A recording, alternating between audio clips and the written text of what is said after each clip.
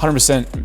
Bang on. Say it again, bro. That is the difference between a $1,000 and a $20,000 video is storytelling. There's a lot of interesting stories, man. I think we always want to look at, the most famous or the most successful people, but they don't necessarily have the best stories. If we're talking about where's a great story, it might just be somebody that you know randomly through a friend of a friend, or somebody that your barber, or like somebody that's mentioned something at some point. You're like, oh, wow, that's pretty crazy that they've overcome that. Or This week's episode is brought to you by One Shot. One Shot's for photographers and videographers into sports and street culture. So if this sounds like you, it's time you checked out the online community. The One Shot online community features regular challenges, networking opportunities, giveaways, online education from myself to help you frame your dream. And guess what? It's free. So you can be located anywhere in the world and you can join this community. All you got to do is click the link in the description below and I'll catch you in there. All right, ladies and gentlemen, welcome back to another episode. My name is Rush. I've got the big dog in the building, all the way from Canberra, Lachlan Ross. Welcome to the show, my bro. switch hands with the mic. Thank you very much, mate. It's good to be here. Good to see you, man. I love the kicks, by the way. Thank you. No, I had to get them out of the closet for today, mate. Yeah. What are you rocking? I knew you were going to ask me this, so I had to look it up because I'm not very good at the names of them all. But it's the Aurora, I believe. Ooh, okay. Yeah, good color scheme. If I got that wrong, we'll cut it out just because I don't look like a complete idiot. But, that's all right. Everyone watching, I'm assuming, is more into the video specs than the shoe specs, but we'll be sweet. It's a good crossover, though. It is. It is. So, man, I'm super excited that you're here because you and I have known each other for 11 years. We were just saying before, it's probably about 11 years, I think, since I hit you up for a photo of Paddy Mills for an article I was writing at the time, 2014 playoffs. And since then, a lot of good chats. Man, we've had a lot of chats. And one thing I really want to go into depth about today is we're both from Canberra, and you've got an incredible story of going from Canberra, working with the biggest NBA stars, a lot of different athletes. And it's just like, okay, well, how the hell did you get there? Yeah. So we're going to cover your journey. We're going to talk a lot about storytelling, imposter syndrome, and a documentary that you've been working on for a number of years. 4.5. Yep. 4.5. Man, you haven't got any grey hairs yet. You've done well. So look, firstly, the question I always like to start off with is, how do you like to be labelled as a creative? Yeah, I think that's definitely a good starting point and something that we all struggle with, I think, at times. So I think it's definitely like director producer now, moving especially more and more into the documentary space. I love to be on camera though. So I think the crossover between director and producer in the documentary space as opposed to narrative is probably a little grayer area, I guess. Like I think some directors would like to do the interviewing. Sometimes a producer will do the interviewing. In my mind, being a director kind of means I can be on the camera as well. And that may not be how everybody views it, but I love to have the camera in my hand. I love working with small crews in intimate settings. And I find having like a smaller crew, like a sort of 2, 3, 4, 5 person crew versus a bigger film set, you just get far more intimate moments, especially if you're working with like amateur athletes or like new athletes on the scene that aren't as experienced, having film crews around them. So I'd say that's kind of like my niche as director producer of smaller crew, more intimate documentaries. Fantastic. And like a lot of people are going to be curious, like how did you get where you are now? So what started first for you? Because you've got a background in journalism. Yep. Is that what came first, or you started with filming and then got into the journalism? This is funny actually, because I've always sort of talked about this as it being journalism and writing as my background. And I like distinctly remember in year 10 at high school, trying to figure out, what do you want to be when you grow up? And my English teacher saying to me, you love sport and you're good at English, you should be a sports journalist. And like literally ever since then, I was like, I'm going to be a sports journalist. Like, that was all through, choosing what college in Canberra, which is grade 11 and 12, which school I would go to. It was one that offered a double major in media, through to like choosing a university. I wanted to do sports journalism or writing. But then one of my mates just said to me recently, like, you've come a long way since filming us in the backyard, dunking off the mini tram. and to me, I was kind of like, oh man, like, and it's funny because like my job is to like understand how people got to where they are. And so I'm kind of like trying to think back now to like, damn, what was like the first time that I had a camera? And we had a handy cam as a kid. And like when I was 4, 5, 6, I was literally setting up the handy cam to film me and my neighbor like dancing to like Michael Jackson songs in like costumes. And so it's like all these moments with cameras that I hadn't necessarily like connected the dots to sports journalism or documentary filmmaking. But looking back, I've always been really interested in cameras, and my mum really liked photography, just casually. Dad really liked, home videos. I still remember, because you'd go get the film developed at like the shops. Still remember mum one time. Still do that, man. Still do that. Some of us are sticking with the process.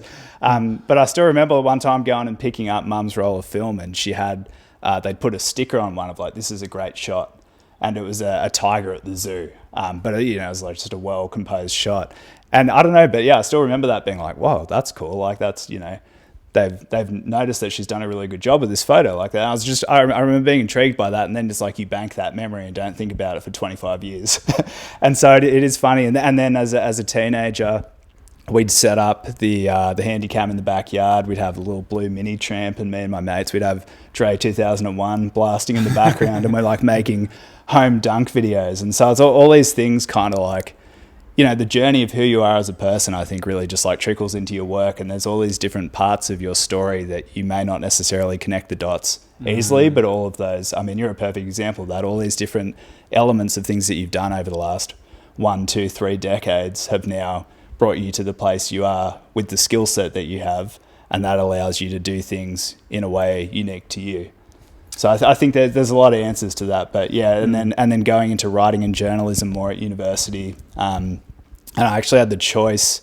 I could have graduated with a film production degree. I was one class off a film production degree, a script writing, like a screenplay degree, and creative nonfiction writing, and opted to go with writing because that felt like the safe path at the time to me. It was like, all right, journalism's a really, sports journalism's a really solid job, and this is 2014, I would have made that decision. Moved back to Australia from Canada in 2015 after graduating, and that's as like journalists start getting fired, video starts to come in, and so that luckily I had those skills in my back pocket of video, and I actually probably liked video more as a career path, but it didn't feel as like achievable at that point going into the film industry. But obviously a lot's changed since then. Yeah, definitely. So what was the turning point going from journalism to video? Was there a particular job that came up and you're like, oh shit, I'm going to have to film this and do the journalism side? Is that kind of how it went about? So I was a freelance writer, sort of writing for all kinds of different publications, whether it be like Canberra Times or just like random blogs around the place. Downtown Ball, actually, which was a Melbourne publication, Liam Santa Maria and Tommy Greer, who are now in the NBL space. So writing about NBL players back then, doing profiles, and I loved the sort of longer feature articles. However, those were very hard to get paid for, and you'd put a huge amount of time into that compared to like a 600-word article that would get pumped out and distributed a couple of hours after a game or whatever it might be. So I was actually doing sports media startups in Canberra, and we were looking at covering local sport that had kind of gotten left behind since I guess the mainstream media budgets started to go down. They stopped covering semi-professional first grade sport. So we saw this real kind of hole in that space that people were really interested in from like a community standpoint. So we were covering that. And then we kind of just over the course of like 2015 and 2016, it became more and more video content and less written articles, just because we saw the view count and the clicks and the interactions that we were getting with video. And I think that was just like, Facebook video really started to ramp up. And so, yeah, just kind of realized more and more like this is where you can make more money. It just wasn't really like achievable to be a writer. And then we ended up doing a couple of little startups there, which all kind of failed, but each one we made new connections and learned more about sort of the business world of it as well. And then I went and got my real job. We all had to go get real jobs after the failed startups, and went and worked at Basketball ACT, which was really, really valuable for me. I worked there for 18 months, but just learning like the other side of the business. So all this time, you're trying to pitch articles or sell videos to a sports organisation or a brand or whatever it is, but you don't really understand like what makes them say yes or no. So being able to work on the other side of that and saying, what boxes does this have to tick in my budget to access money, or like, allow us to bring in a photographer for this game or do a video on this project, was hugely valuable for me in just understanding how I could pitch and, like, does this video have to cater to like this community or like this goal in their strategy. And then, I was able to take that into the next phase, which was going, full time with my own company in 2018. That's awesome, man. See, this is what I love about your story is it's that classic quote, trust the process. Yeah. So, because, when a lot of people are starting, they feel like, oh, okay, the first thing that I jump into, it's got to work. Yep. And for you, you've grown up being a great basketball player yourself, so you've had that passion for basketball. Mediocre. Pump the brakes on that one. But, passion for basketball, passion for journalism, and then I guess you've been intrigued with video and the business side. And then, as you're talking about your story, it all makes sense, right? It's that trusting the process, following your passions, and then figuring out the business side as it goes. Is that how you've kind of viewed not to put words in your mouth? Yeah, no, totally. I mean, my favorite quote is it takes 10,000 hours to become an overnight sensation. Yeah. And like, to me, that's just so true. Like, everybody wants to know, like, how do I get this job? How do I get this client? How do I get to that level?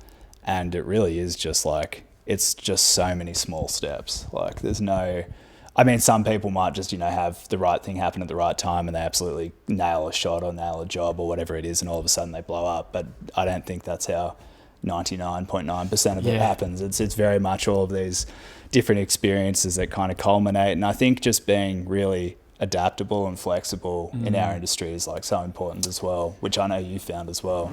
Definitely. Yeah, because I always say to people, you got to fail fast. And, yes. Yeah. I'm not sure how you are, but I'm definitely a perfectionist. Yes. And, I know that you're probably similar. Yeah. And it's that thing where we want everything to be perfect. Yep. We want to have a home run, like fresh out the gate, but you've got to make mistakes, which is going to make you much wiser and more confident when you do these bigger projects. So let's go back to what you're saying. 2018, you started your production company. Yep. So what exactly were you doing at that point? Yeah, so I was the first like media and comms officer at Basketball ACT. They hadn't had one before, which was actually really beneficial for me because I got to kind of make up the job as I went. So I could just kind of be creative. We were trying to get all the clubs to have a Facebook page. And, this is like, this shows how much it's changed in, 6-7 years. But I was getting to do interviewing, writing, photography, video, which was great because I could kind of see what worked in what space. And I've just always been interested in telling stories and talking to people. So that was a great space. But what really kind of, I guess, opened it up for me was I had done a video for the Canberra Gunners, and at the time they called the Caps Academy. It's now the Canberra Nationals, the women's team as well. And their main sponsor was Club Lime gyms. And so it was like athletes working out in the gym video. The owner of Club Lime, who was much smaller at that point than they are now, they got gyms all over Australia now, but he saw the video and brought me in, and then I started doing videos for them and managed to get on a retainer. And that kind of allowed me to have the guaranteed income to take a chance on myself going full time with my own business. So I think it's, you got to have some degree of feeling of a safety net, even if you're in the freelance world, even if it's not a guaranteed safety net. It's like, cool, okay, I know I've got X amount of dollars coming in. So if I can supplement that with, I think I had maybe like 2 or 3 other clients I'd done one video for at that point, kind of side hustling from my Basketball ACT job. And that gave me the confidence to go, if I can still keep doing some Basketball ACT stuff as a freelancer, that will supplement the income enough that I can feel confident to pursue it. Awesome. Now, I know a lot of people are very curious. How do you go from being a boy in Canberra, which is a small city in Australia for all the hundreds and thousands of viewers watching this overseas, of course. Yeah. How do you go from Canberra, Australia, to working with the NBA? How does that opportunity even come about? Because you and I have talked about so many times over the years, growing up as like just basketball fiends. We've grown up with Michael Jordan and LeBron and Kobe, and then to even get an opportunity with the NBA, it never even felt like it was obtainable. Feels so far away. Yeah. How did that even come about for yourself? Yeah, so for me, it's just been, I've always just loved talking to people, and I mean, I guess that you'd call it networking, but it was unintentional networking. It was literally just, I'm intrigued by what this person does, or like, how did they do that? So just chatting to different people, I got to know the manager at the time of the Basketball Australia, like Centre of Excellence, so at the Australian Institute of Sport, and which was now the new also NBA Global Academy. So the NBA started an academy system all over the world, and the Global Academy for all of the best kids from all over the world just happened to be in Canberra. So I've moved back from playing college basketball and doing uni in Canada to Canberra, which feels a world away from the NBA. And all of a sudden there's an NBA Academy there. And I'm like, why is this here? Like, nobody really knew about it. Like, it's this really crazy, like, secret.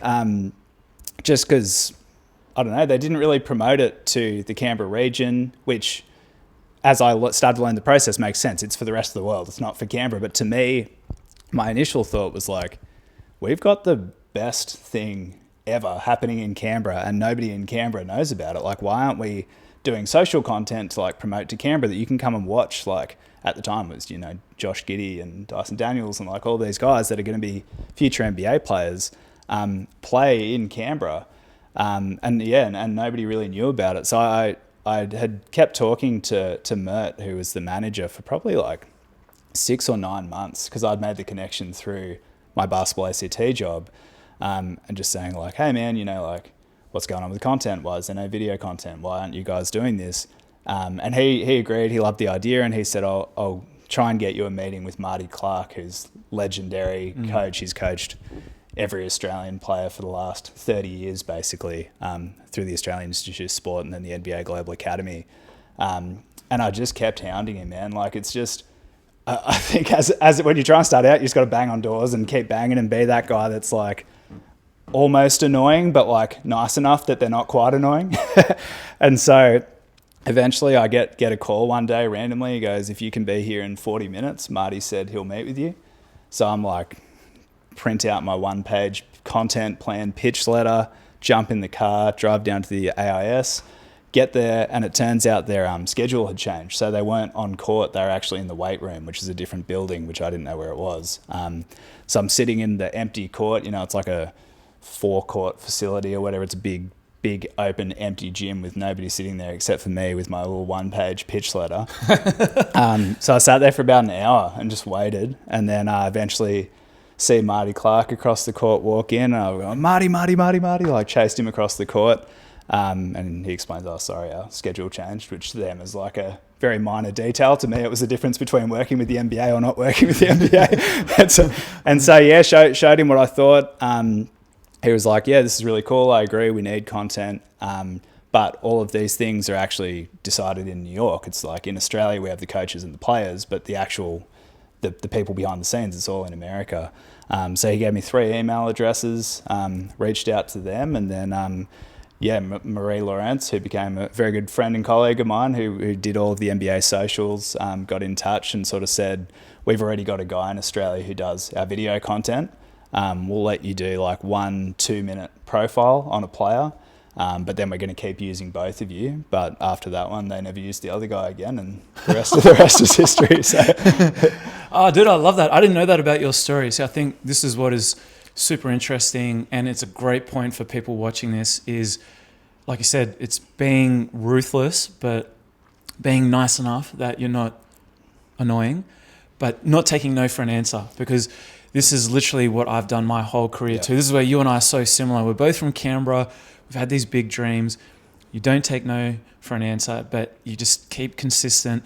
And I think this is the thing, right? You can be given windows of opportunity, but, you know, the quote that I've got here, stop thinking, just jump. Are you ready when the opportunity comes about? Yeah. So I love that you had the pitch, your 1-page pitch ready to go. Yeah, it's the whole like preparation meets opportunity. And I think my sort of thinking on this now is like, a lot of people complain about never getting the opportunity, but I think like everybody at some stage is presented with opportunities. Yeah. But the skill is recognizing the opportunity and then having the confidence to take the opportunity. And then obviously delivering on the opportunity is like, you obviously have to do a good job once you get the opportunity. But yeah, recognizing the opportunity can often be quite difficult, and then acting on the opportunity is the really scary, more difficult part. But I think if you can, you know, muster up the confidence to do that, like it is definitely achievable to go from, I mean, the NBA Global Academy, there's literally kids coming from remote Africa who are now in the NBA pipeline. Like, I think if they can do that, we can go and talk to somebody in our same city to like create an opportunity. You know what I mean? Like, Totally, man. Totally. Now, one thing I want to touch on before I want to continue on with this part of the story, but another really cool part of your journey that people will be fascinated by is when you're growing up as a kid in Canberra, who's someone that you used to go head to head with at the local basketball court that is a relatively well-known name in the basketball scene? Paddy Mills. So Paddy was a year older than me, and we would play his team every second age group in the 2-year age group, and he was unbelievable from 8 years old. He'd take the jump ball, win the jump ball, then play point guard and put 40 on you, and you'd walk out of there, drive home with my parents talking about him the whole way home instead of how I played. But no, it's been amazing to watch his journey, and then seeing you work with him and then seeing his career develop over time has just been phenomenal. And yeah, massive fan. And has that given you any inspiration, in terms of coming from Canberra, feeling like that, this potentially this dream could be a reality at some point, even though it's still in the same world, but you're doing it from a creative journalist video perspective? Like, did Paddy's story help you in any shape or form? Yeah, and I think sort of the older I got, the more I realised the influence of the AIS on people in Canberra. So this was something that we touched on in our short film that we did for the NBA on Canberra players making the NBA. So do a little shout out, because this is a fucking awesome documentary. Where can people see it? What's the name of it? So Something's Cooking in the Capital is the name of the film, and pitched it and was selected to represent the Asia region at Films for Fans, which is an NBA film festival which happens at All-Star Weekend. So we actually got to take a film about Canberra, which feels like the furthest away place from the NBA ever growing up, and actually get to show it at a red carpet event at NBA All-Star Weekend in Utah. Which was that was like such a pinch me moment of, not only were we showing that you could make the NBA as a player from Canberra, but showing that Canberra has some really amazing creatives as well. And that's been a big thing for me, and that's why it's so cool talking to you as well, like another Canberran. Like for me, coming up, seeing that you were able to make it helped me see that it was possible as well. So it's like having that pipeline of creatives, and like obviously not everybody stays in Canberra, because as a smaller city, the opportunities are more limited there than, Sydney, Melbourne, overseas. But there's a lot of really talented creatives from Canberra, and people would just have no idea. But big ups to Canberra. We've got to say, man, just a little, Canberra gets a lot of slack. And I always say to people, okay, before you start dissing my hometown too much, we've had Nick Kyrgios, Paddy Mills, even Safia, who's like a music group, is like Peking Duck. Hands Like Houses in the rock scene. So, Jancis Owusu. Oh, yeah. So, and then even, Susan K. Us too. So, it's, I think that as much as showing the story of players coming, and back to that was the influence was the Australian Institute of Sport being there, and then the NBA Global Academy being there, just means that it feels more accessible, and it's easier for people to then go and train as like a walk-in training player with them if you're good enough, obviously, as a local player. But yeah, it just kind of showed that the pathway is there, and that all of the best players from Australia that played in the NBA have lived in Canberra for a considerable amount of time through their development, because they went to the Australian Institute of Sport. Yeah. So they're just understanding that connection and being like, well, we're actually exposed to the NBA more than I thought as a kid growing up, because like all these guys ended up making the NBA, and I was watching them play as a 15-year-old. So it's definitely achievable, especially in today's world, man. Like everything is, a click or a phone call or a message away, and I think also just messaging people. Like it's crazy the people that will. I think we talked about this years ago. Like if you just message somebody, what's the worst thing that happens? They don't respond. Like that kind of sucks, because you're checking your DMs nonstop, going, still on red. But like if you message 100 people and one writes back, that might be the difference in your career. So like, why not take that chance? That's a great quote right there, man. Because this is what I always say to people: you take 100 jump shots, one's going to go in. So don't be afraid to send those DMs, because you and I are so similar in this sense. You've got to learn to put your ego to the side and just understand rejection or hearing no's as part of the process, and eventually someone is going to say yes. And like you just mentioned, that one yes can completely change your whole career. And it's funny because I'm kind of learning this again now in like the sort of like longer documentary space, putting together pitches. So like when you put together a pitch of a project, you got to put your absolute heart and soul into that. And like, this is the story that has to be told now. Otherwise it's not a good pitch. But you know, the reality of being a documentary filmmaker is you're probably putting together 5 to 10 in-depth pitches that you spent weeks creating, and if 1 or 2 of those comes off, that's probably a year's worth of work. So it's, I've kind of been reassuring myself again at a slightly like larger scale of putting time in and love and creativity into something, because you might know this is an amazing story, but if it doesn't align with whatever's happening in the athlete's world or the people that are going to fund its world, more importantly, then maybe it's just not going to happen. It's just not the time to tell that story, and that's completely out of your control. But all you can do is put your best foot forward, say, well, you know, why are you the person to tell the story? Why is now the time to tell the story? Why have you got the runs on the board to be trusted with that story? But at the end of the day, like once you've done that, that's all you can do, right? Yeah, so true, man. Well, let's rewind a little bit because I'm really curious to hear just how your story unfolded a little bit more. So you had that meeting with Marty Clark at the AIS, or what was it called at that time? NBA Global Academy. NBA Yep. Global Academy. Then you started doing those 1 to 2 minute profile videos on the players. And then how did that connect to the NBA, or how did things progress from there? Yep. Yeah, so basically from there it went from like I think it was a 3 or 4 minute profile video on Anyang Garang. Shout out to Anyang, who's still playing college ball, I believe. From there it was kind of like, okay, here's another 2 minute video. There's some Chinese players out visiting the academy, so we did a profile on the 3 players and their experience being in Australia. These stories were so amazing too, because these guys are it's this cultural melting pot of people from different countries, different experience levels, different cultures, coming together in Canberra, of all places. Yeah. So that's still probably some of my favorite work I've ever done, was the NBA Global Academy, just because the stories were so incredible. Like a guy had come from India and they asked him how his first training was, and he had said, it's weird wearing shoes when I play, because back home when I was training I hadn't always worn shoes. And it's like, you can't make that up, you know what I mean? Like there's obviously incredible stories here in Australia, but it's just such a different level of stakes for these guys coming from other places. So I loved that. So I did quite a few sort of like shorter 2 to 5 minute videos for the NBA Global Academy. And then I think the really big change for me was a Nigerian kid had done his knee really badly. And he was actually the first ever Instagram post to launch the NBA Academy page, was him dunking from the foul line on an outdoor court when he was 15. Damn. I think it was in Senegal. Wow. So a Nigerian kid in a dunk comp in Senegal dunked from the foul line, and it just went ballistic on socials. And then he'd come out to Australia and pretty much immediately done his knee really badly, and he'd been trying to come back for 2 or 3 years. So they said, you know, like, what will it cost to do a 30-minute feature on him? And I had no idea. So I'm asking everybody I know, like, oh my God, what goes into this? And we're talking about all these different budgets, but like at that point, like I don't really know what the difference between a $10, $20, $50, $100,000 budget looks like, because I've never done that before. I've only worked on the smaller content with 2 people shooting it.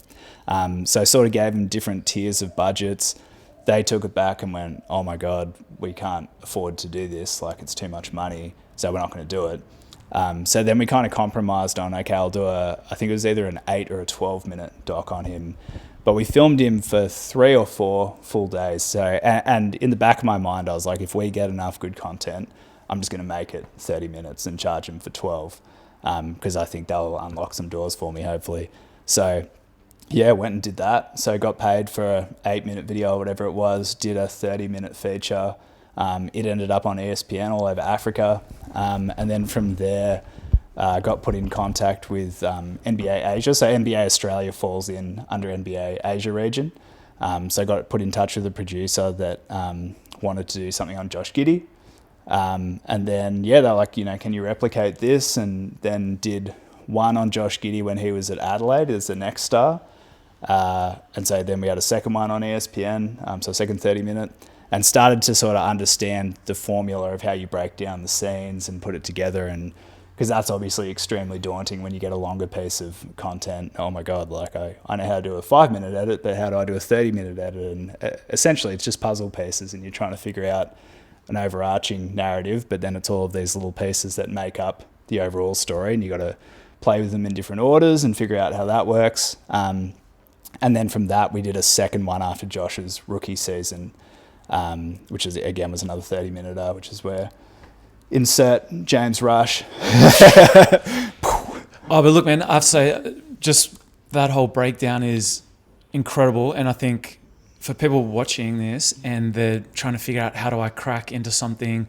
How do I, how do these opportunities come about? You've just given what I feel is like the perfect example that when you're working in an area that you're just so passionate and you love it so much and you're in it for all the right reasons, you're not just trying to, get as much money out of someone or organization as you can, and good things come when they can tell that you're passionate and you really care about the subject that you're filming, and then you go that extra mile. I'd say almost 9 times out of 10, that's when those opportunities arise and good things come. And you could have quite easily, when they said to you, oh, look, we don't have the budget, you could have been like, oh, all right, forget you guys, I'll just go find something in the corporate world that, has more money. And I totally get it. There's nothing wrong with that. But if you're really passionate about something and you stay dedicated to the craft, the client and the people, and particularly the athletes, they're going to see that. And then that builds trust, that forms relationships. And that's exactly what you've done. So I think, just to break down what you're saying, for people to take down notes, that is a really, really great example. And this is pretty much how majority of the time it comes about, that people have success, right? And I think it's so funny, like this feels like something you shouldn't even have to say, but it's like just being a good person. Like be likable, be easy to work with, be willing to go above and beyond. Like that alone, like obviously you have to have some degree of skills, but if you're willing to learn and you have those other things that are just easy to work with, you do stuff on time, they enjoy being on set with you or interacting with you, like that will open doors that you don't even know exist, just because they go, oh, this guy's good, he's great to work with. Because, people are always looking for, hey, something's just fallen through, do you know somebody who can help with this in some capacity?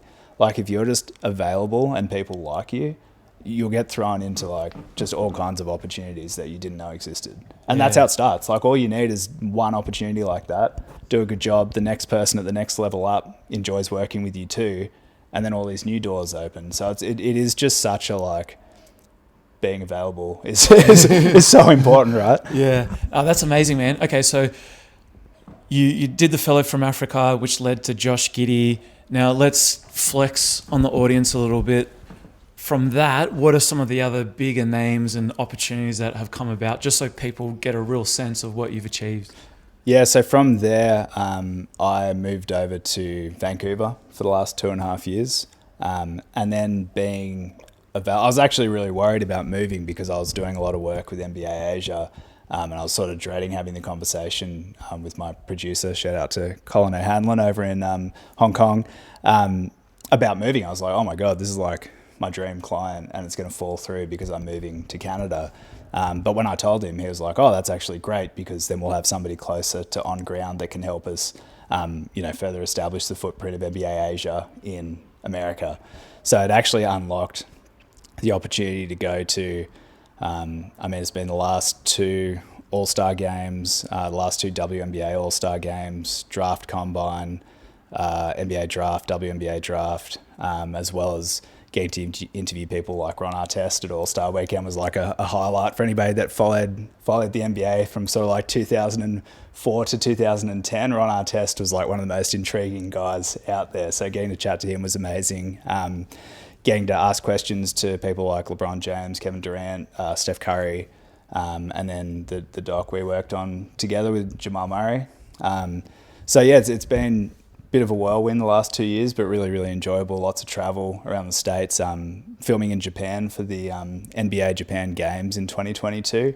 I think that was a real pinch me moment because that was my first travel job for the NBA. And I took Ben Izzard, who's also a Canberra boy, who's worked on all of these projects with me over the last sort of 5-6 years. And we're standing in the tunnel with Steph Curry. He runs out, get the beautiful follow shot out of the tunnel. And then I went up to Benny and I was just like, mate, 6 months ago we were doing real estate videos in Canberra. I was like, this is crazy. And to both of us, like, holy shit, we're in Tokyo. I've never been to Japan before. We're in tunnel with one of the greatest players to ever play basketball. Like, this is nuts. How did this just happen? But again, it's just kind of like one thing at a time leads to another, and then from there it was a lot of travel and a lot of great opportunities, and again just meeting more people at all of these events, and then you meet somebody and that opens another door somewhere else. So it's really like, again, it's like, I hate the term networking, but I guess that's what it is. It's just, to me, it's just like being interested and loving chatting to people, but it essentially is networking. Yeah. Oh, look, firstly, man, congratulations on the career so far. I know it's like, in a way, it's only getting started, but I was on your website this morning, and that shot that those shots that you've got of Steph Curry, it's just like, oh man, this is so crazy. Like, so what's your website if people want to go check it out? Yep. lgrproductions.com.au. I'll put a link in the description below so you guys can have a look, because your like show reel, I guess you could kind of say, that's on your website that is looping. Yep. It's just insane, man, to think, oh, this is a dude from Canberra, from Australia, but from Canberra, So I think particularly for the Australian audience that's watching, I mean, this is what I really want to bring home to people, is that particularly nowadays you can be located anywhere and opportunities are at your fingertips. And I guess just to emphasize what we've touched on so far is that you're all going to get presented with some type of opportunity at some stage, right? But it's, if you're ready, if you're a good person, is the work ethic and the passion there. And just to not get too sidetracked, but I guess one thing I think would be good to touch on is, there's that conversation about, can you actually make a career from your passion? And you're a testament to that. What would you say to someone who asks you that question? Yeah, I think... because I guess just in the sense of, what I mean by that is, you've grown up being crazy about basketball, journalism, and video content, and like you say, you've gone from real estate to being in the tunnel with Steph Curry. It's kind of like, well, hey, you can make a career from your passion. 100%. Yeah, I think then kind of the next challenge is like, how does it stay your passion when it's your career? And I'm sure that's something that like every creative deals with, or like every small business owner, to be honest. Like most small business owners didn't study business. Like I actually felt like video was like this crazy cheat code into learning business, because I was getting paid to interview business owners. And so like it's funny because the whole time I'm doing corporate jobs, real estate jobs in Canberra, while doing probably 50% of my stuff was sports content, but 50% was corporate. You're thinking like, man, one day I just want to make documentaries for the NBA, and like I'm going to get there one day. But in hindsight, that was actually really valuable work to me, from not only getting to test yourself in different environments and getting creative with different shots, but also just, I would literally get paid to pick people's brain that I wouldn't be able to get a meeting with.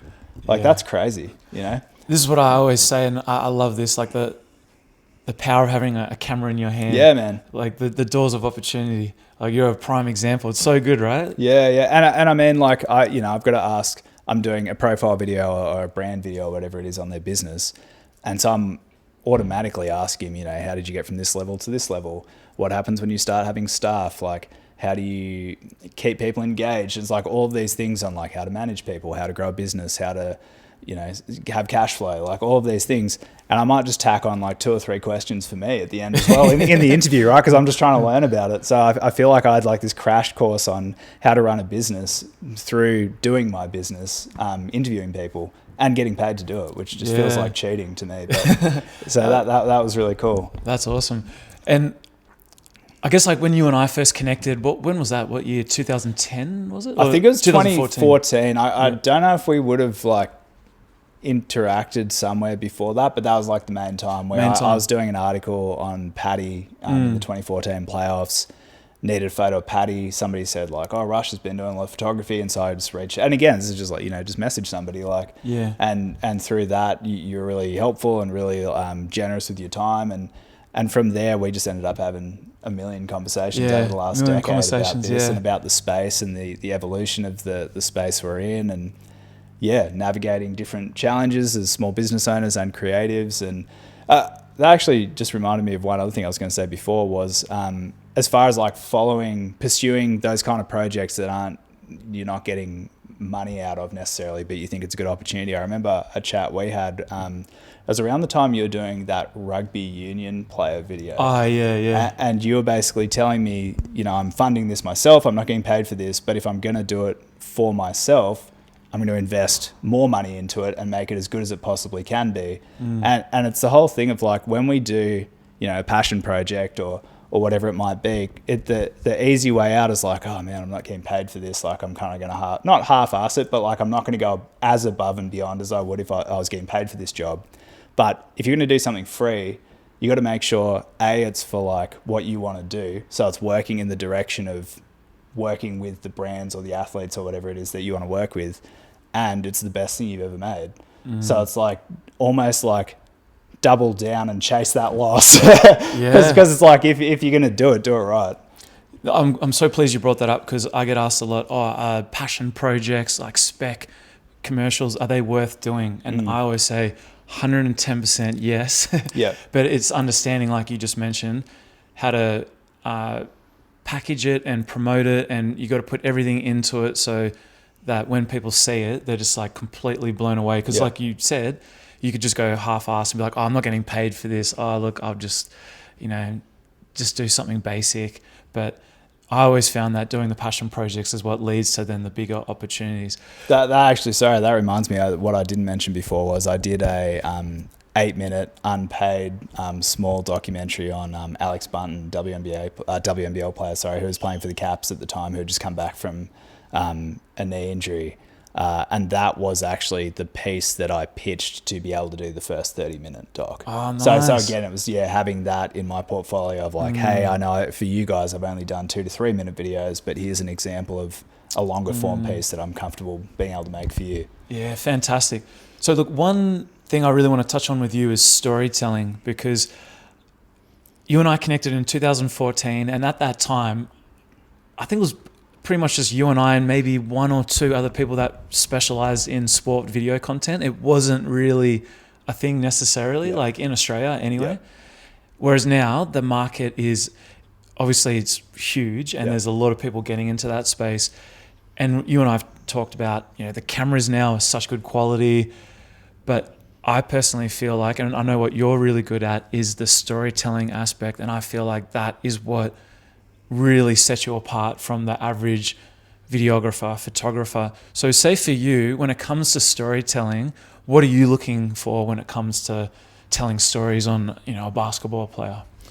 Yeah, I think I always just describe it as like sport is the vehicle to tell the story. So the story is never actually about sport. Like them, being well-known or talented or overcoming something, the story is, they had a knee injury or they came out nowhere to make it, but it's really about what makes them tick as a person. So that's what I'm most interested in. Like, how do I ask them questions to figure out what makes them the way they are up here usually, and then obviously that translates to them being exceptional at what they do or being able to overcome something. But I'm always just looking for like adversity, ability to overcome adversity, and it's all about what are the stakes. Like it really just boils down to like, what are the stakes, and why is that person interesting, or why do you think they'd be engaging on camera too is like another big one too. Like if you have somebody with a great story but they're really shy, it might be really hard for them to share that story in a way where you can easily communicate it, which is a great challenge as a storyteller. Like if you do get somebody like that, then it's all about how do I spend the extra time to make them feel comfortable, and that's where like having a personal relationship already is like an added level of trust and familiarity, so they're more likely to sort of talk and open up to you. So I think it's a few different things when you're breaking it down. It's like, what's my level of access to them? And if you're trying to pitch something, it's always going to be like, why are you the person that gets to tell this story? Like what qualifies you over everybody else in the world? And usually it's access to them or familiarity with doing a similar project, or like a level of trust that you have because they've seen your work or they know somebody that knows you or whatever it might be.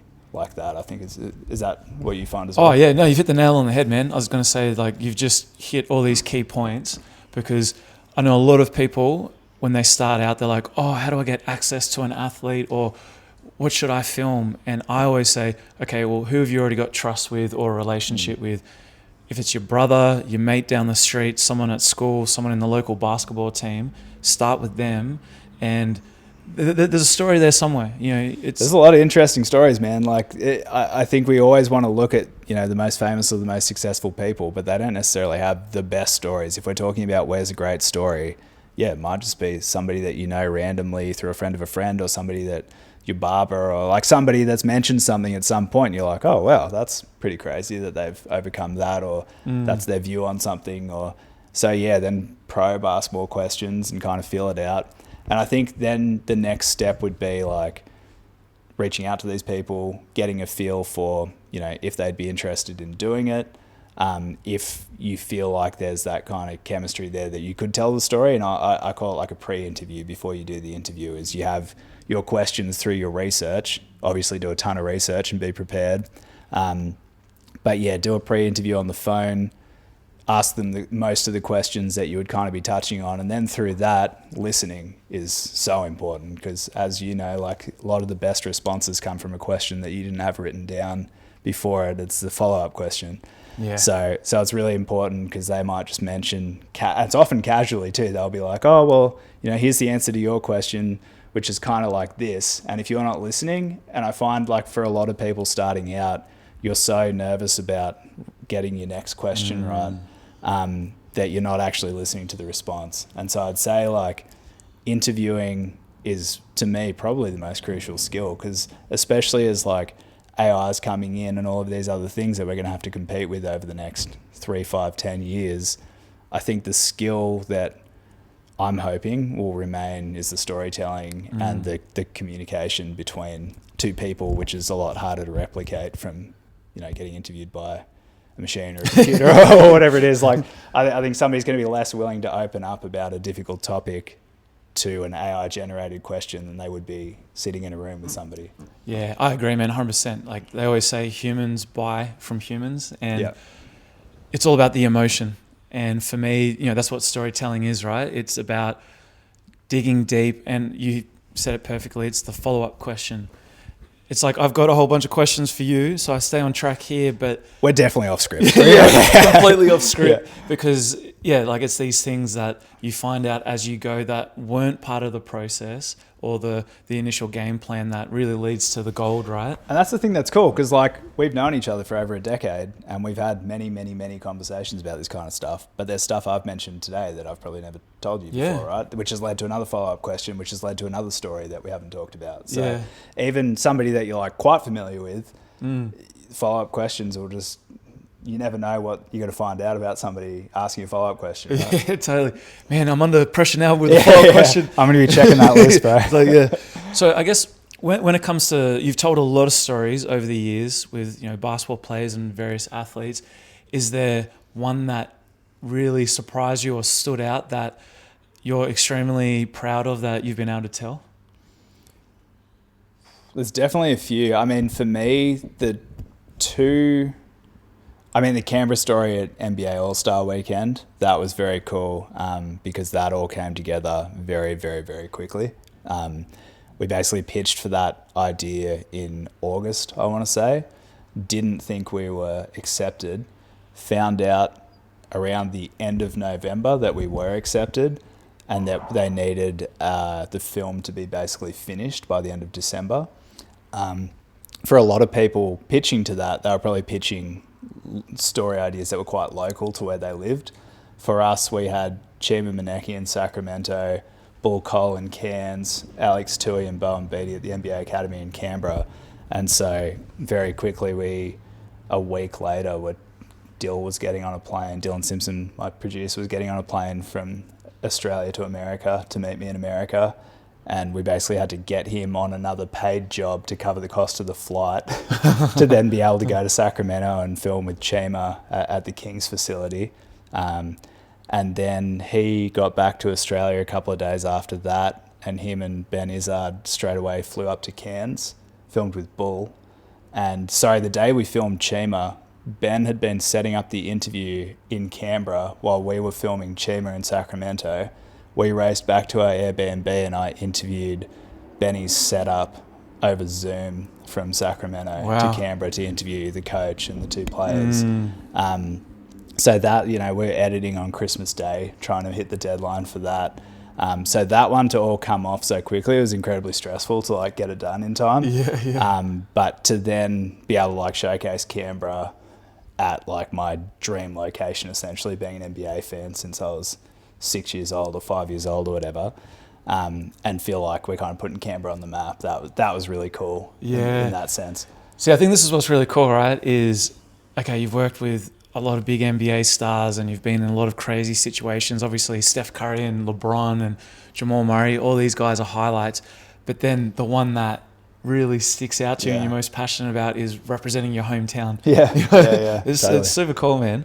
So I guess one thing I know a lot of people would be interested in is the creative process. Like, let's say on the Canberra doco, like, how do you go about starting? Like, where does it start for you? Is it you just had a computer writing down notes, doing a bit of research? Do you sit down with... Yeah, that's actually a really good example of that because I think it's just kind of like being alert to things that are happening through whether it's social media or news and just I'm always intrigued by like, oh, that's interesting. And then that's interesting. How is there a link between those two things? So basically what happened with that one was about 6 months earlier, Alex Tui, who's a Canberra kid that was at the Global Academy, got MVP of under-20s nationals, which is like very, very rare. Like I think the last kid from the ACT to do that was Paddy Mills. And so, that was 15 years earlier or something. And so it was like, oh, that's pretty crazy. And then Bull Cole got named I'm trying to think what award it was. It was either like a Rising Star Award of the NBL. I think it must have been that. Yeah, he got like an NBL recognition of like an up-and-coming star, some sort of award for that. And then Chima Maneki got a contract with the Sacramento Kings. So he was, in his first year as an NBA player after really grinding through Europe and like all over the place to finally get to the NBA. And he played a preseason game where he was guarding LeBron for a bit, who's his hero. So that was really cool. Yeah. And I'm seeing these things link up and I'm like, okay, like when's the last time a Canberra kid ended up in the NBA? When's the last time a Canberra kid got MVP of nationals? And I'm like, God, there's got to be like, this is a cool story. So I was kind of just in a Google Doc noting down these things and starting to think about what the story was. But then it's like, okay, well, how do we tell this story? How do we pay for this story? Like all of these things. And then that's when the Films for Fans pitch submission process came about. So put together a pitch saying, this is the first time this has happened since this. And our question was like, how did this happen? It's the old, something's in the water here situation. So then it was us trying to figure out, well, like what made this possible? And all of their individual stories were crazy too. Like Bull was a South Sudanese refugee who came to Canberra. Chima was a son of a Nigerian diplomat who came to Canberra. Alex Tui was an army kid who came to Canberra. Oh, true.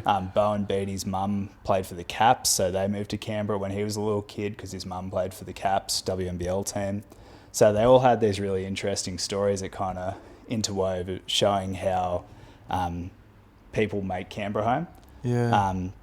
And then it was like, okay, well, yeah, how do all these kids get to do this? And the core theme was the AIS influence on them. So like Bull and Chima weren't scholarship athletes at the AIS, but they both had the opportunity to watch those guys and train with those guys. And Chima got his college scholarship because he was on Dante Exum's Lake Ginninderra College team in high school. So somebody came out to recruit Dante and was like, oh, who's this other kid that's playing hard? and he had no luck with any recruiting. I think he said he emailed like 300 college coaches, had nothing, and then got an opportunity because this guy was watching Dante play.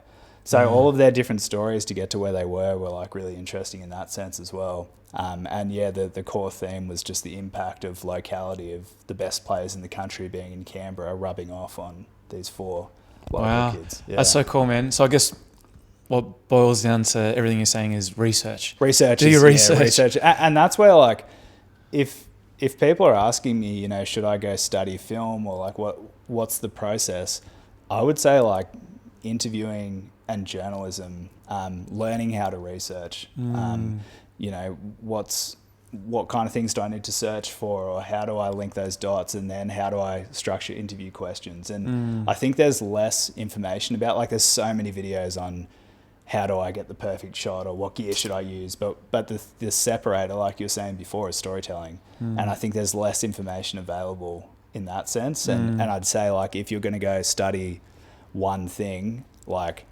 really learn how to storytell, because to me that's the separator, especially moving forward. Yeah, 100%. Yeah, no, like, I can't emphasize it enough how storytelling is just the key, you know. So that's the difference between like doing a $1,000 video and doing a $20,000 video of storytelling. Like, that's 100%.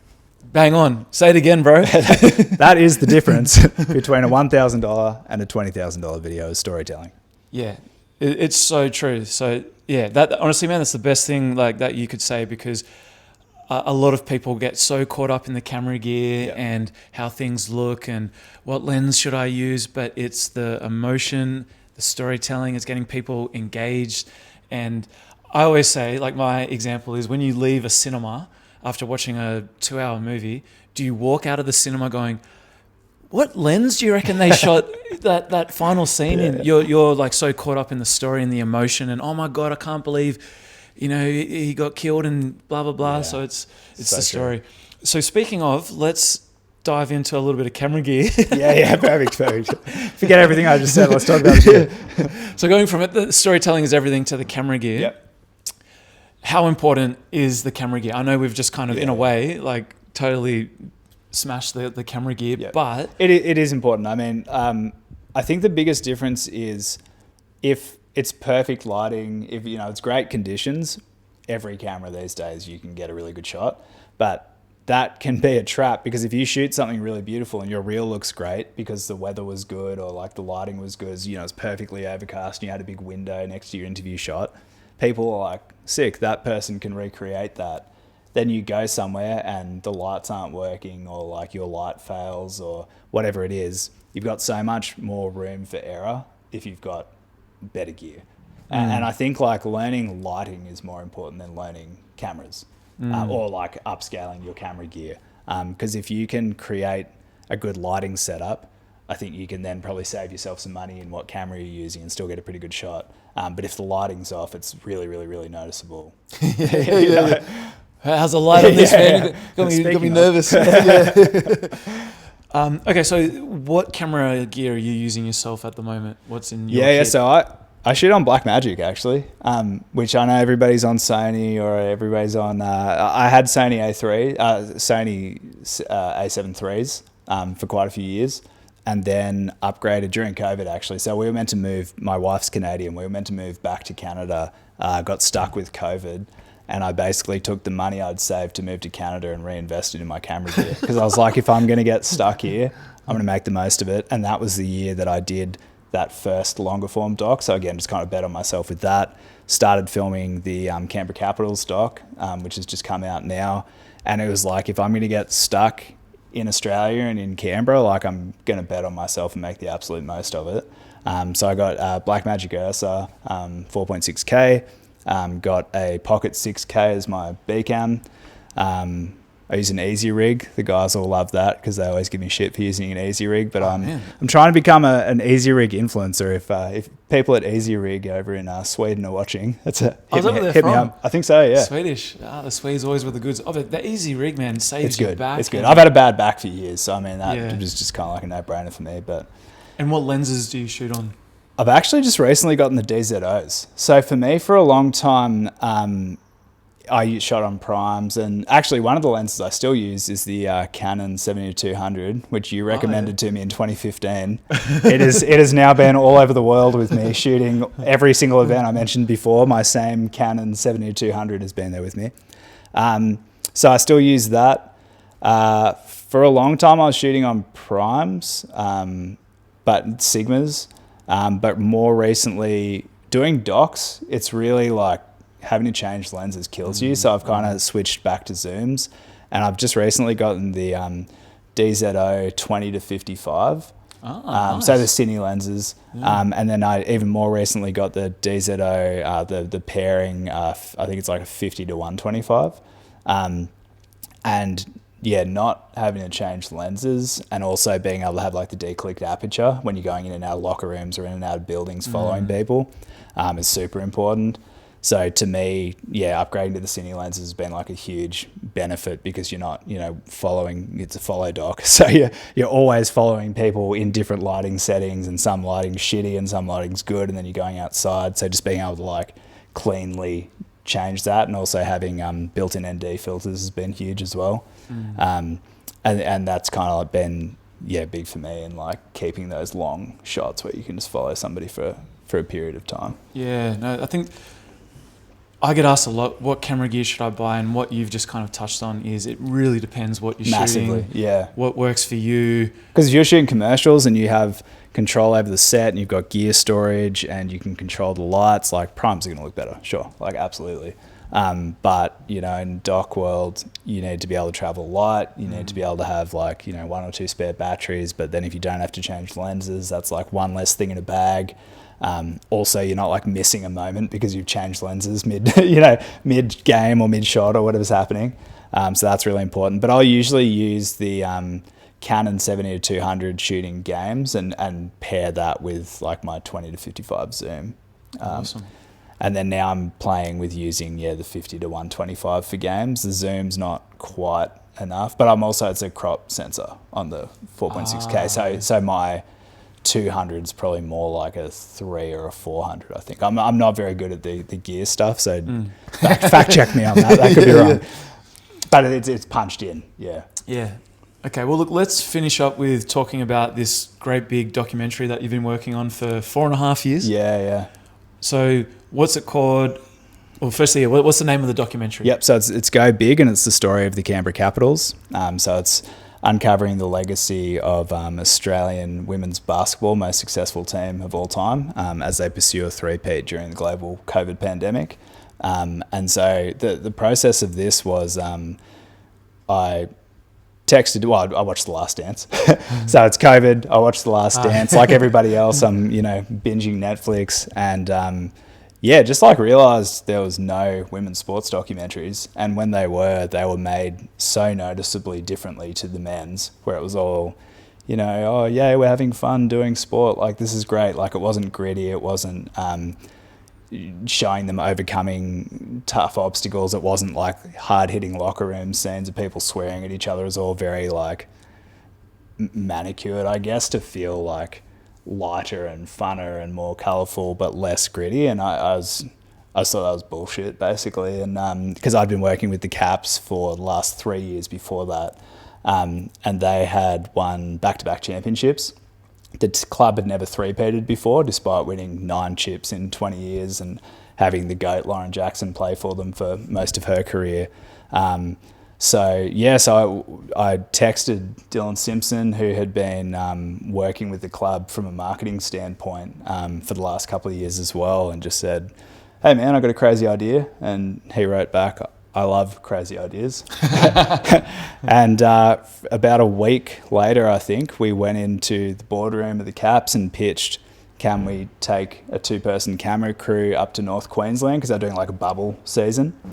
And they okayed it. We had to, you got to compromise on a few things. Like I was doing their social content to pay for me to be up there.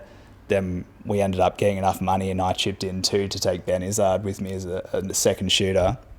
And the initial thought was like, we're going to capture them first training all the way through to the grand final, hopefully winning a three-peat.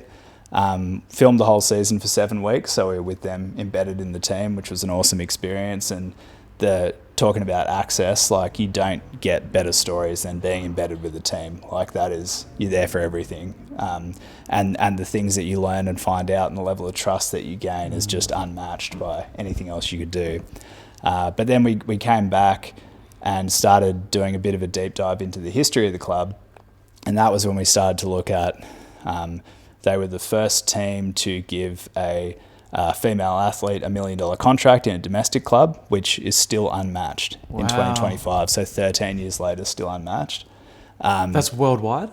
In Australia. In Australia. And they were the first team, professional sports team, to wear the Pride rainbow on their jersey back in 2015.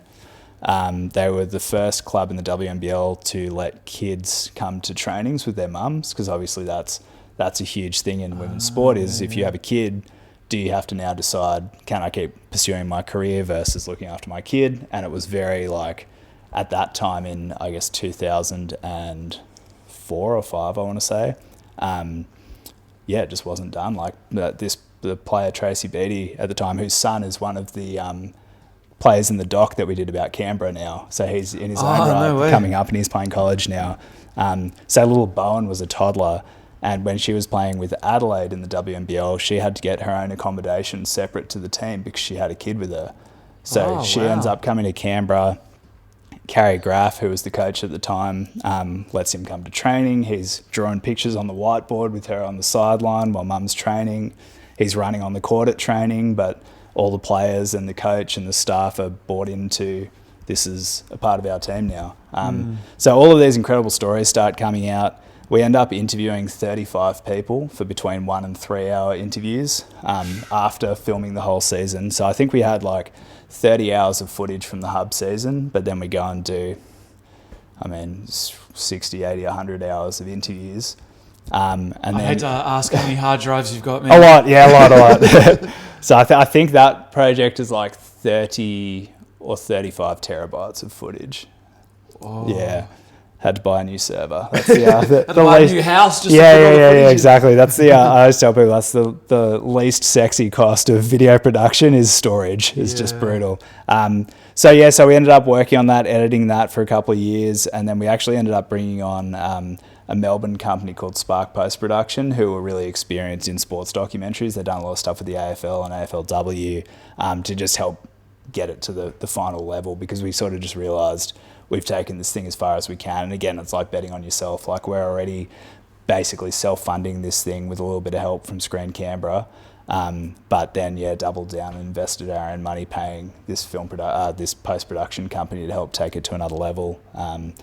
And then we're able to get the Screen Australia Producers Equity Program funding to reimburse some of that at the end. But again, you got to create your first gig and you got to bet on yourself, I think, to an extent to get something out there. So this is what I love that you're doing, is you're being a forward thinker and a trendsetter, and you're believing in something that you're believing in a story that you want to tell. Yeah. And I think that it's obviously very apparent with your work. You're very passionate about it, and this is part of the process, right? Is it makes the stories so much more authentic and engaging, because you can always tell the person that is leading the production, they are so immersed in it. And I can just tell, like, as soon as I asked you that question, you've just, like, that's where your head's at, like. Well, and you talk about, like pinch me moments. I remember as a kid growing up in Canberra, and Lauren Jackson's the greatest player in the world at that point. My mum coming home from physio appointment saying, I saw Lauren Jackson at physio and I got an autograph for you. And I was like, so embarrassed. I'm like, Mum, why'd you talk to her? Oh my God. And then her coming out to my school when I was in year 10, and them being like, Lachlan, you play basketball. Can you go shoot around with Lauren Jackson? So it's like, I found an old school newsletter the other day, actually, of me and Lauren Jackson shooting hoops together at high school. And then now she's the executive producer and starring in our film. So that again is just like another full circle moment. Yeah, see, this is what's so cool, man, about your story. It's like, this is what's amazing, man, about you coming past today and telling your story. Thanks again for doing that. It's so important to be proud of who you are and where you're from, because it's so interesting, like being from Canberra and all these opportunities that have come about through basketball, essentially. Yeah. I know that you specialize in basketball, but you've done other sports and stories, but people could just so easily write Canberra off and just be like, whatever. But you've had all these things that have linked back to Canberra through basketball. It's so like, you probably think about it all the time, or do you not think about that? Like, I try to. I've interviewed so many people now about like, how do you process what's happening in real time? Because I think if you're ambitious, you're always thinking about the next thing. And that's definitely like a trap that I think all of us fall into, is like, it's always, and that's the question you always get asked, what's your next project? So it's very hard to kind of like take a minute to reflect on stuff. But interviewing a lot of people and hearing them say that, I do try and force myself to like take a breath and take a minute. And Dill's actually been really helpful of that at different things that we've been at, of like, we were premiering our film at a cinema in Canberra when I first got back, and he just pulled me aside and was like, dude, this is crazy. Like, let's just take a minute here to like take this in. The other day we were at an awards ceremony at Sydney Cricket Ground for Best Sports Documentary of the Year for Go Big. And again, Dill was really smart about like, let's just walk outside, look at the Sydney Cricket Ground and take a minute to be like, holy shit, we're at the Sydney Cricket Ground. Like, we got told all the way through making this project, like, you need to bring on somebody more experienced to like get funding. You need to bring on somebody more experienced to like sell it and all of these things. And we just kept pushing ahead and like trying to do it ourselves, because we wanted to be like in charge of the creative direction of it. So we really have gone against the grain and like bet on ourselves at every step. I think that's the other thing I'd say too, is it's like, there's no right path. Everybody wants to know like, what's the path to get there? For me, like, I have not taken the traditional path. I've never worked on big set production ever, except for in university. So like, I've never been on a set with more than 8 or 9 people probably. Nice. Whereas most people, it's like, you got to go to film school and then you got to go work for a production company, and you're going to move up from being a PA to a grip to a lighting person to a camera assistant to an assistant director to a director. Like, if I had waited all of those steps, I'd probably still be like a camera assistant right now. You know what I mean? Like, you got to create your first gig. And again, just like bet on yourself. Otherwise it's just so easy to get stuck in the system, I think. And again, like, that worked for me. It doesn't mean that's everybody's journey, but that's been my experience of just being, accessible and available to do opportunities when they come up, passionate about it, love chatting to people and making those connections, and then just trying to be, easy to work with and enjoyable. So I'm front of mind. Staying in touch with people is the other thing too. Like, just being front of mind is so important. But through that, I've essentially like jumped steps, or done the steps in my own way, which isn't the way you get told you're meant to do it. Yeah. So I would just say like, there's not a right way. I know that's probably not the answer people want. There's no right way to do it, but it's so true. Like, I mean, we've had different journeys. Other people have had different journeys to us, and yet we're all sort of finding ourselves doing similar stuff in a similar space with all different, versions of getting there. Look, man, I think that's actually the perfect place to finish the interview on, because that you and I could honestly, like, we could sit here for another 2 hours and just keep talking. So I reckon we're going to have to get you back for round 2. But you've dropped so many dimes today. I mean, is there anything that you would like to finish on in terms of, how about where can people find you on social media? And there's a lot of projects that you've got out there in the world. Where's the best place to start if people want to find your work? Yeah, for sure. So Lachlan Ross LGR is my Instagram handle, and then LGR Productions is my company. My work's kind of scattered in a lot of different places, because a lot of it's on the NBA app. Some of that's now coming to the NBA YouTube channel as well. So like the Luke Longley documentary we worked on 2 years ago now, that's just dropped recently on NBA Australia YouTube page. My website has links to pretty much everything I've worked on as well, though. So that's probably like the best touch point to get. What's your? We'll have the link to the website, but just once again, what's the website? lgrproductions.com.au, and then I also have a lachlan-ross.com website as well. That, I guess that will take us down another rabbit hole, but trying to differentiate company versus personal brand. Is obviously like another thing that we navigate. We'll go over that in round 2. So that'll be another hour right there. Get your popcorn, jump onto Lachlan's website, and man, thanks so much for coming past today, man. Appreciate it. Yeah, it's been great.